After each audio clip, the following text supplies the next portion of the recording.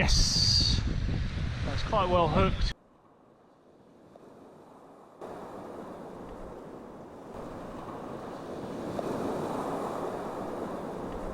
Nice little double shot.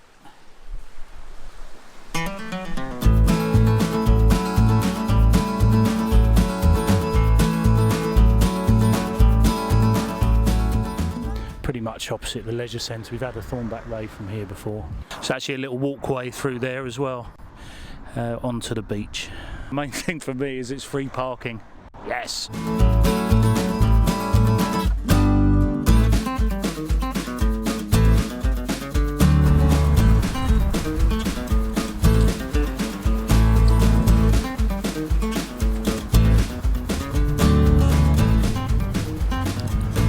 Having a little look towards the west here, and that's it. It looks relatively featureless, doesn't it, this section of beach? Let's go down there though. Hopefully there'll be some white in here. A bit disappointed with Hastings the other day, so we'll give Eastbourne a go.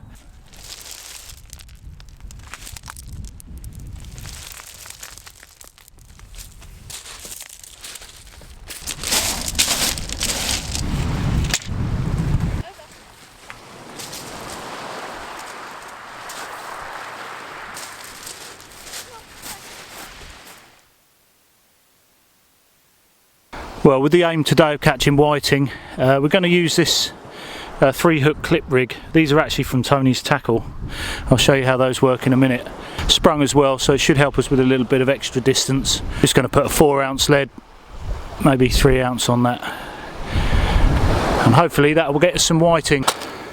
Slightly different with the bait today. Normally we've got live bait. This is actually salted black lug. This version is really good. It's actually, again, from Tony's Tackle in Eastbourne, but what he does is, I mean, they're decent sized lug anyway, but what he does is they salt them up when they're fresh, so they gut them and then salt them up, whereas a lot of people will use these salted lugworm for their old lug, the stuff that's dying or they're not using on the beach. So it freezes well.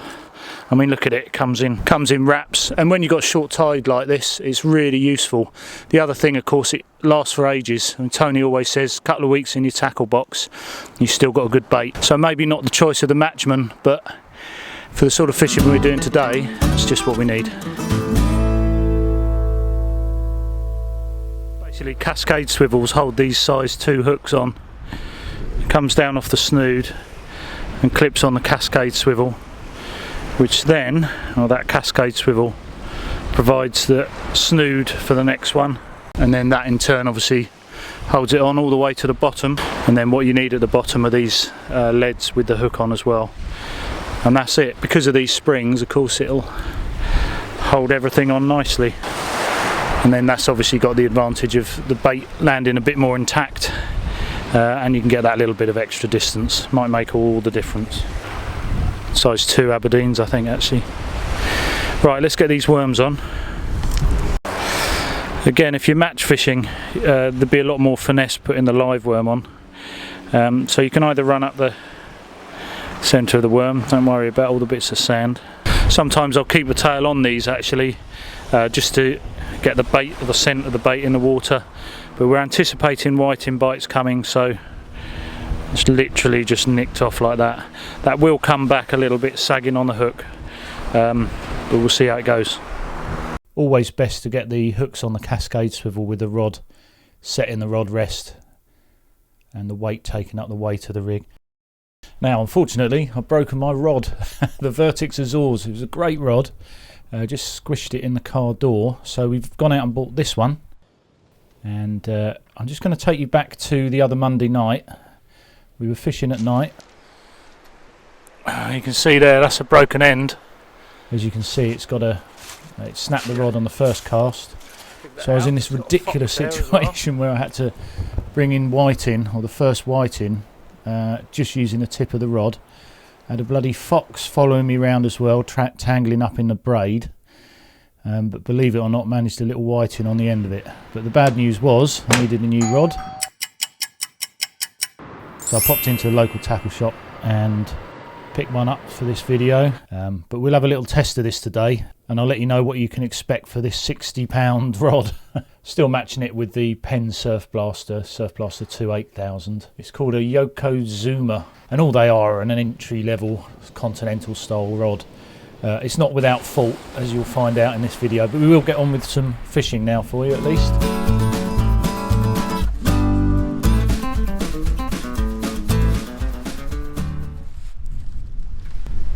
All I was doing there is making sure that the lead digs in. You can feel it with this braid really well.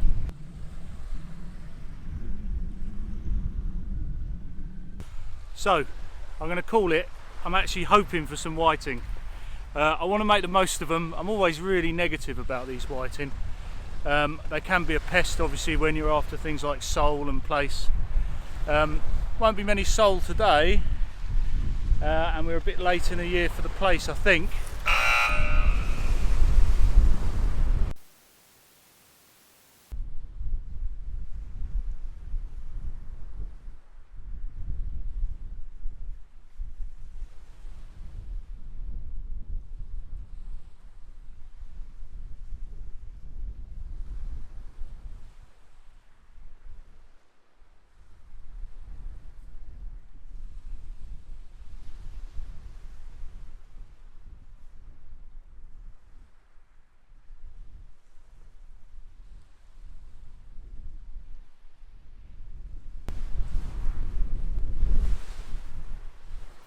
First capture of the day was this mighty bass. Beautiful little thing, but it went back obviously, easily unhooked.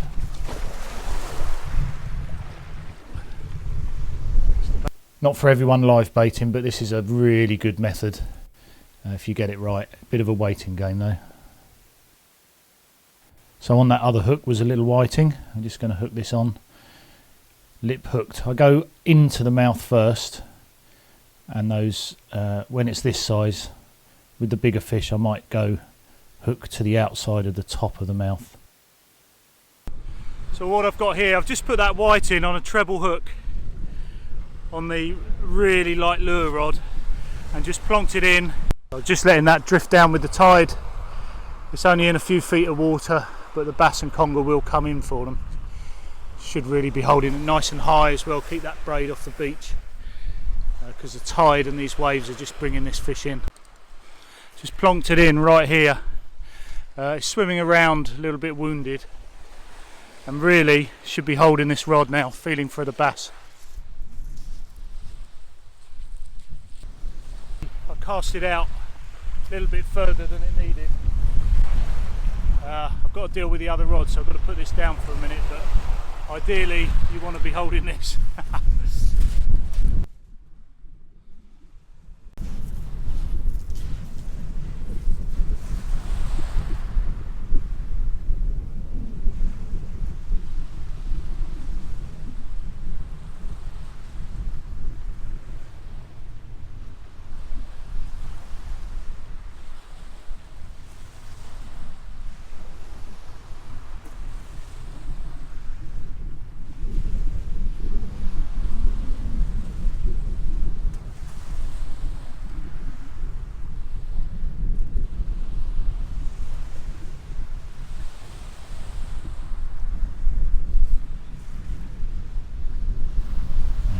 Plaice.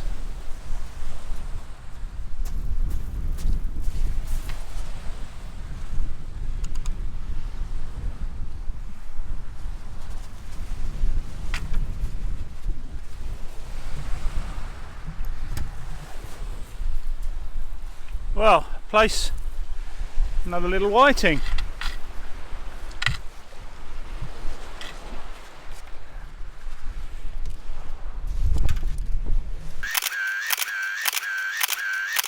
So the Plaice, it's a right-eyed fish. Orange spots are the obvious ways to identify it. You can sometimes mistake flounders for them. Flounders will on occasion have spots that look a little bit orange.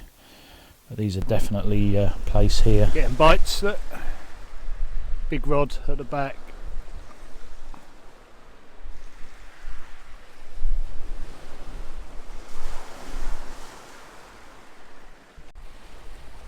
Sometimes here I'll let the bites develop. Obviously we've got 3 hooks on.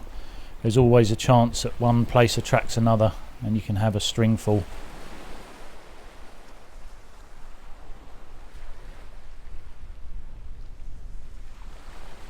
The only issue with this oiled salted lug is it can sort of slip down into the gape of the hook and then it will create a bigger bait. I don't think it matters too much today because the baits are coming thick and fast now, but you could always use a little bit of bait elastic above the eye of the hook just to tighten it on there. And of course your casting's important.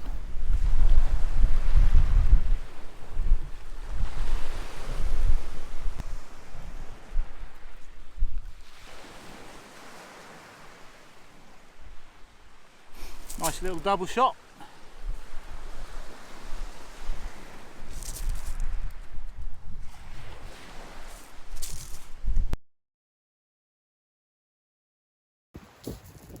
They're such an inquisitive little species. Now, if I was struggling to find the place, you can always use a rolling lead as well. They like a little bit of movement. Generally though, that's the technique I use more in the boat and on the kayak. From the beach, if the fish are there, like they are today, then the grip lead and let them hook themselves in the tide. There'll still be a bit of movement on those worms. They generally hook themselves. Such an aggressive feeder, the Plaice, as well. We did do some footage a while back. I filmed them underwater and they come out of nowhere, hit the bait, pick it up and go with it. A real hard fighting fish.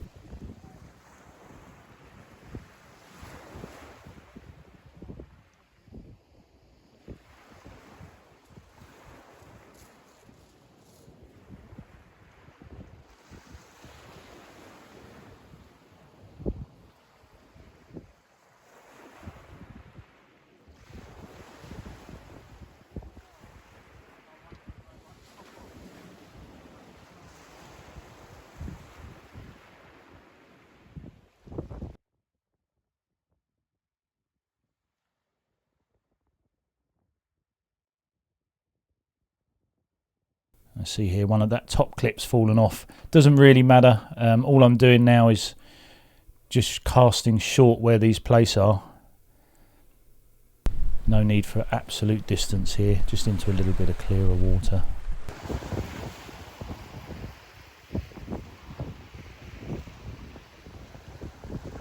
That was a good bite.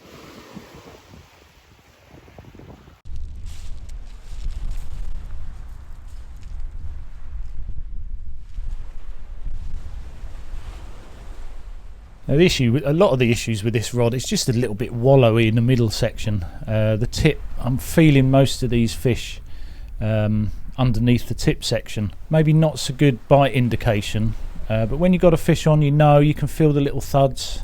Can definitely tell the difference with these are Plaice and not something like whiting.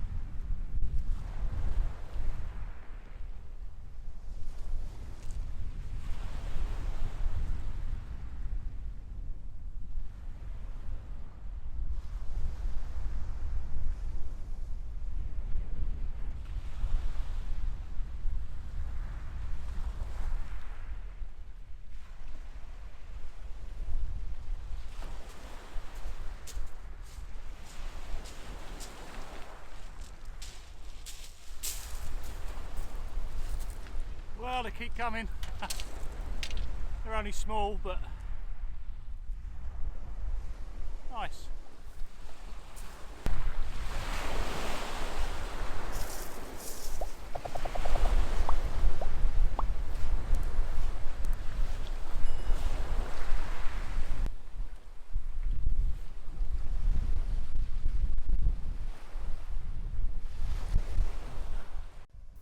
They should be fattening up this time of year to go offshore, so I think what's happening is they're having a good old feed up before they go into deeper water. I think they spawn out at sea over the winter, come back in the spring all spent and watery, looking to feed on the beaches again.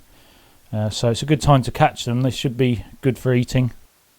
Oh, I suppose it could almost be summer out there. We're in the middle of October and I know I'm going to get splattered by a wave any second. We're in the middle of October and we've had seven plaice today, so it's great. I'm not sure whether it's global warming, but it's so mild today, and a bit of plaice fishing that we're used to seeing in the spring and summer. So, and if you want to get this salted lug or the oiled lug, a really good video to watch is actually Fisho's Shore Angling. Billy there, he's done a good video on how to do that on YouTube, and I'll put a link to that after this one. Well worth watching.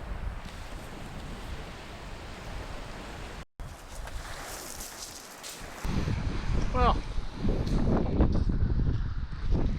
bites are coming thick and fast. This one's lifted the lead off. Let's have a look down. Just want to feel it first. Yes, that's quite well hooked. That's pretty significant on it. Ah, yeah, that's a good bite. That's a good one. Feels like a plaice.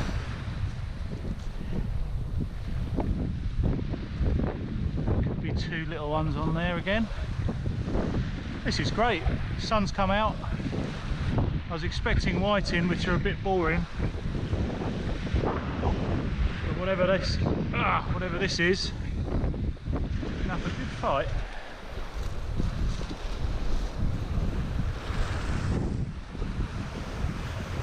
Love that bit where you first see what it is. It is. Ah, I wonder whether I had one drop off. That's only a tiny one. Nicely hooked as well. We'll put this one back.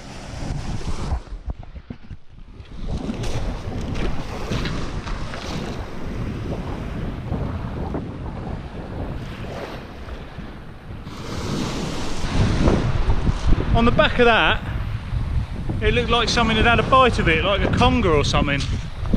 And I wonder whether that initially, when I had something on, something was holding on to that. Yeah, because that was just a small plaice, but it was. And then next week, I think we're going to take a look at some lure rods next week. We've got a batch of lure rods and reels come in.